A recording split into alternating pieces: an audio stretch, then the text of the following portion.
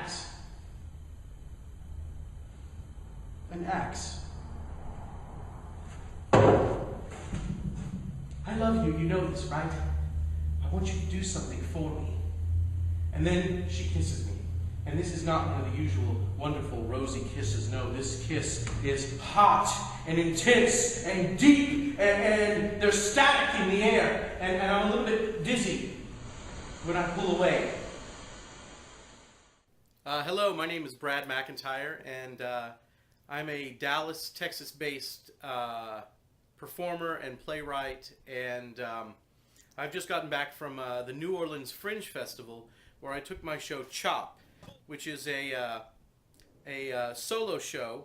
What you're about to see is basically sort of a video diary of my time in New Orleans with Chop, and sort of the struggles and the triumphs and all that kind of stuff. You never know, she might be into whatever it is you've got. Whatever it is I've got. What I've got is a whole truckload of nothing! With some nothing sprinkled on top. I'm about to get in my car and drive off to New Orleans. As soon as I get into New Orleans, I will be picking up Ruth Engel from the airport and checking into my host home. I have some locals there who've been kind enough in New Orleans, in the neighborhood where the theater is, to host me in their home for free. I'll meet up with my director who's flying in from Brooklyn, Andy Merkel, and his beautiful wife, very lovely person, Sherry, and big supporter. And together the four of us are going to head over to the tech at the venue to tech the show and get a look at the space, drop off all the set pieces and props, and then go to the after party and start enjoying the Fringe Festival there in New Orleans. So, I'm very excited about it. The activities are about to begin, and it should be pretty exciting.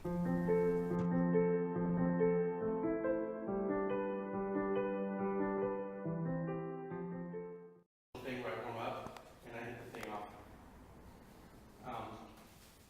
The leftover. There's the leftover of that pounding tea. A little nervous. And then, So do we do I was going to say, do we want to go next year, or do we want to? I think we should look at that whole sequence and then jump. Okay. Because it's all new. Yes. Right? This all changes. So can we look at that whole sequence from top to show? Yes. Thank you. Is everybody cool along what we're doing? Right now? I'm cool. Yeah. Yep. Awesome.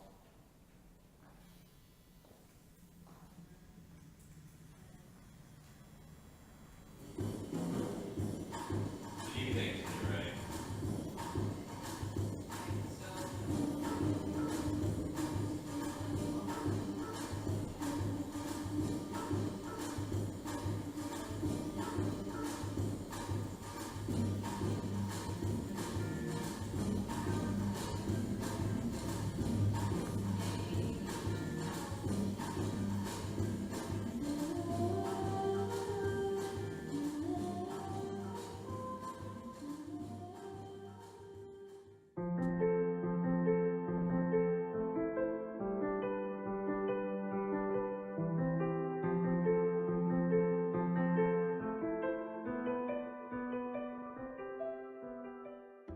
We're here at Voodoo Barbecue on St. Charles Street, and we had our tech last night, and we have the afternoon free. We're going to rehearse a little bit later, and then we have the show tonight.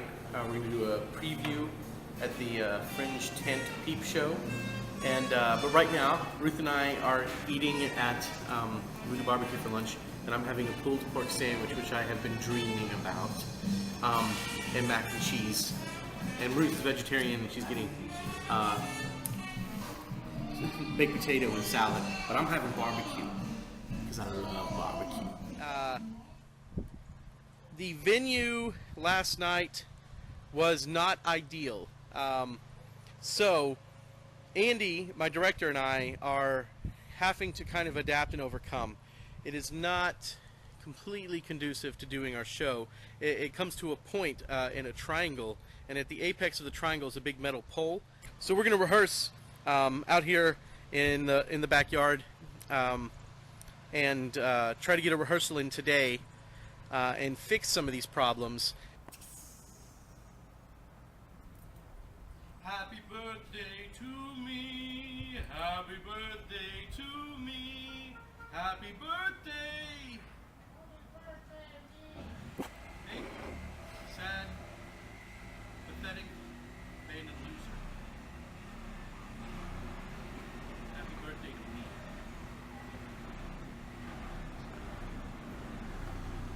to me. I remember heading down the front path in front of Uncle Herman's house.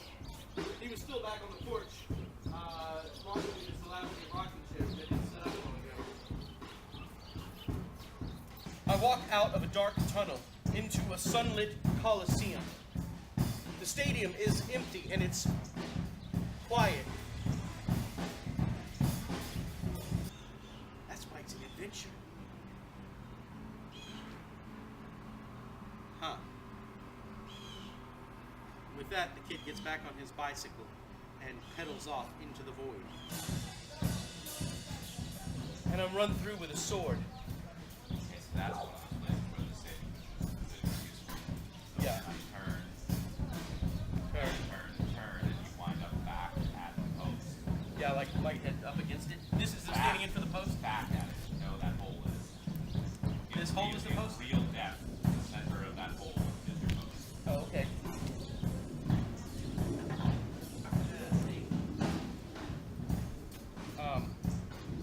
So I need to turn around? Yeah, so and I turn and I turn and I turn. You don't need to turn for each of those turns. You only need to turn once. And I turn slowly, wind up with your back at the post, and fall off stage.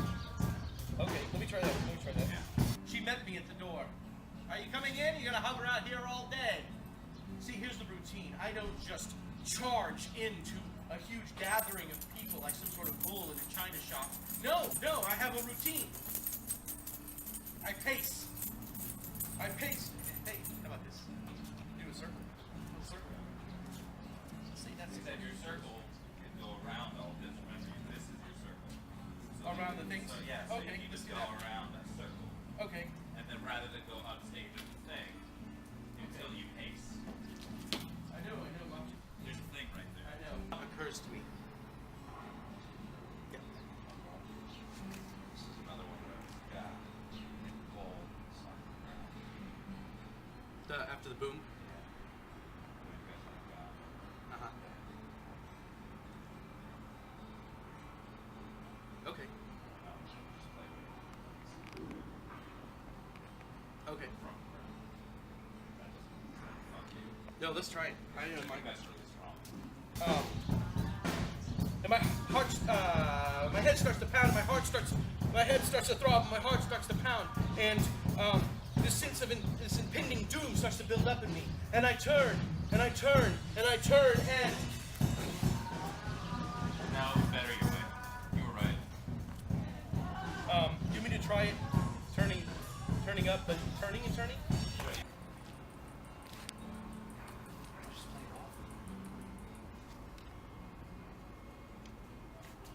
seems totally weird. See, just like slide down it and park your ass on the ground.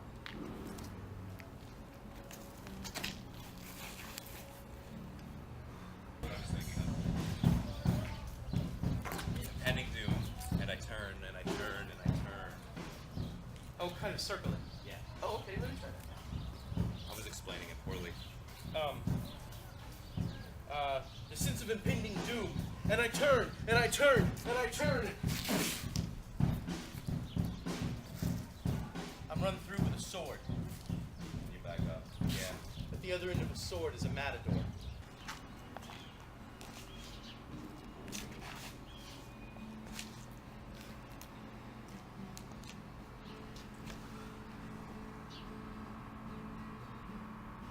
Charged into some place like a bull in a china shop,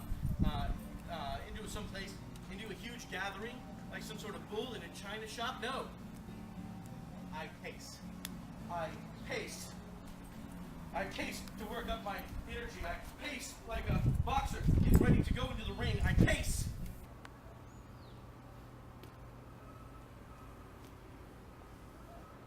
The doctor comes out. I have to be honest, I'm a little bit nervous about changing the show this late. It's interesting being on this side of the fence where I am a performer and not the director. And I approach every show organically with the audience, but the traffic patterns remain the same. So, it's an adventure, no? We had our tech out in the backyard at Matthew and Craig's house, who have been our wonderful hosts so far.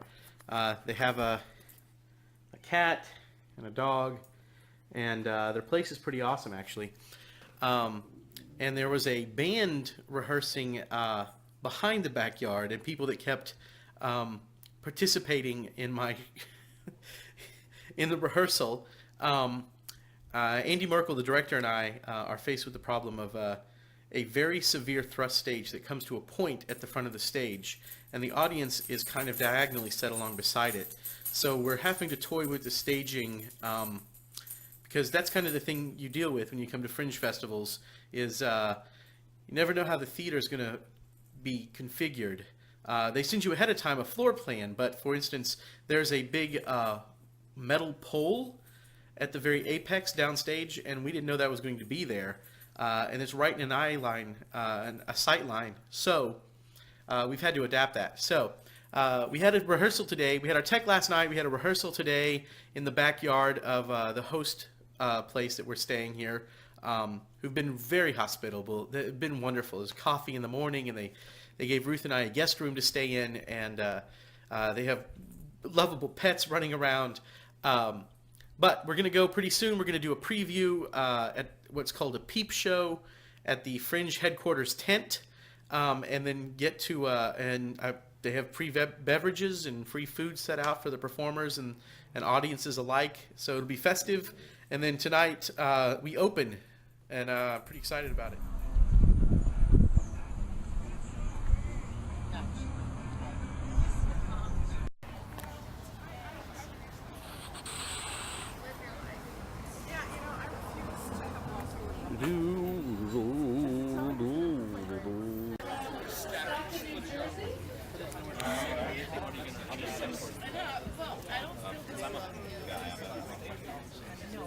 I don't ever need to storm out.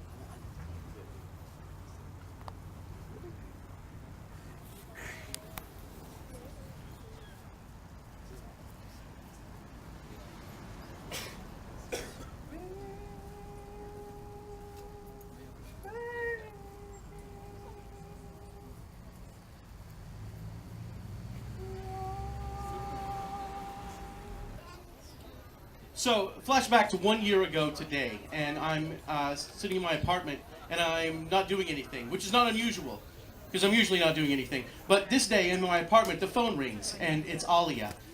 I'm having a party! Come over! Do you know today was my birthday?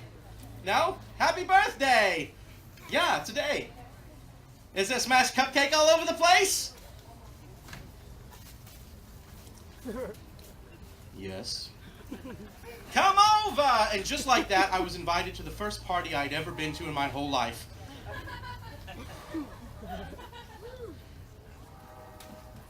Now, I could hear Eric Satie music playing before I got within spitting distance of Ollie's apartment. It was playing in the background, which I think really would have pleased Eric Satie. Anyway, Ollie was waiting for me at the door when I walked up. Are you coming in? You're going to hover out here all day. See, here's the routine. I don't just walk into some place where there's going to be a large group of people. I charge in like a bull in a china shop. No. I have a routine. I pace. I pace around a microphone. I pace to work myself up like a boxer getting ready to go into the ring for a big fight. I pace. And this lasts for about half an hour. And I come back to the front door, and Ollie is still standing there. And she steps out of the door frame and says, "Come on in, Columbus."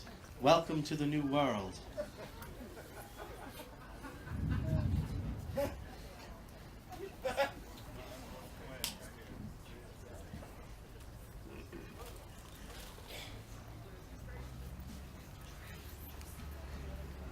I really like Alia's party. It's how I imagine Parisian salons must have been in the 1890s, except of course it's nowadays. There's strong drink and good food, and what makes it particularly fascinating is the incredible number and mix of people at this get-together. I find that I have an above-average chance of running into somebody amazing, or at the very least very interesting.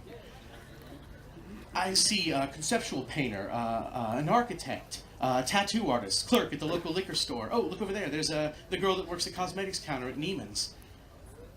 I find myself very out of place here.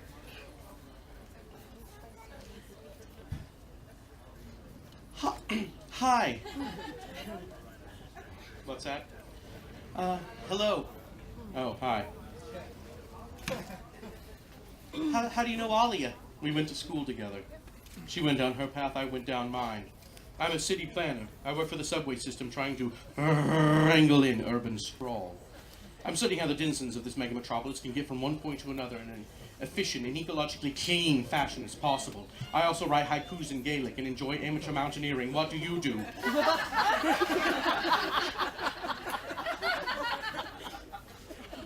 What do I do? What do I do? What do I do? I walk away from that question is what I do. I make my way over to the fondue table. Ollie has set out this massive fondue spread. And I pick something up. I always find in a large gathering of people, it's always best to have something in your hand. Otherwise, your hands just hang there to their side limply. That's my default, actually, limply side-hanging hands. I've considered other ways to hold my hands in the past.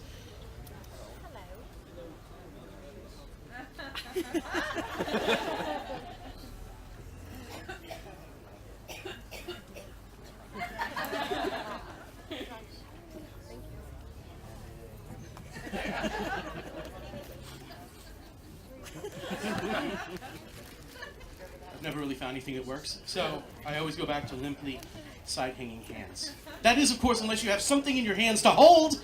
If you're holding something, you'll never get stuck in the beginnings of an awkward conversation. You can always excuse yourself saying, you know what, I gotta top this off. I need to refill a snack platter. That's a lesson for life, remember that. At this party, though, I don't get stuck in any kind of awkward conversation anyway. Much like any other gathering I'm in, I stay on the outside, on the fringes. I just overhear little snippets of conversation already in progress. You know those makeover shows where they take an ugly person and they put them in new clothes and new cosmetics and they make them a whole new person? That's what I think we ought to do with the economy. The only problem is we might not be able to recognize it afterwards. I move on. John and I, we are just not going to get along anymore. You see, John is a morning person, and I want to see his head impaled on a steel railroad spike. I move on. Yeah. The pendulum is always swinging. 50 years ago, racist jokes around the water cooler, 2 martini lunches, and heterosexuality were considered in things. The pendulum is always swinging. I move on. I always come back to the fondue table. And I'm at the fondue table and I find myself reaching for a cube of pineapple when a pâté knife comes to rest on my arm. You're gonna have to cut pretty hard to get through bone, I say. Thanks. I'm from Chop. We're playing tonight, 9 o'clock, Friday, 7 o'clock, Saturday, 11 p.m. There's postcards back there. Come out and see it if you can. Thanks. Have fun.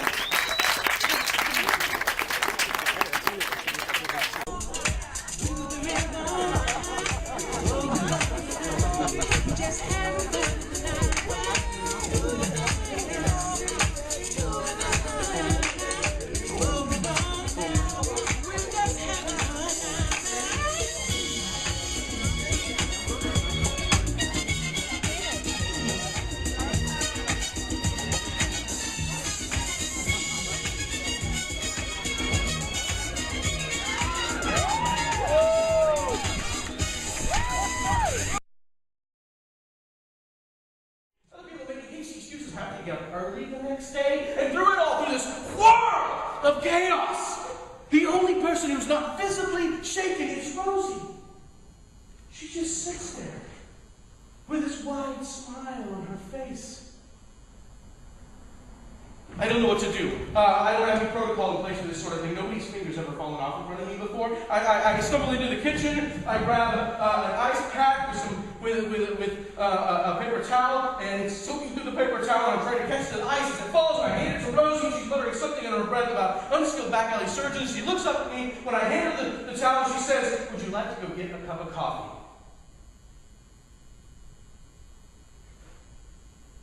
And I remember thinking, this is kind of weird. This woman is bleeding uncontrollably with her severed finger laying on the floor next to her on the carpet, and she's asking me on a date. Do you like a date? Yeah, she says. If you're up for it, if I'm up for it.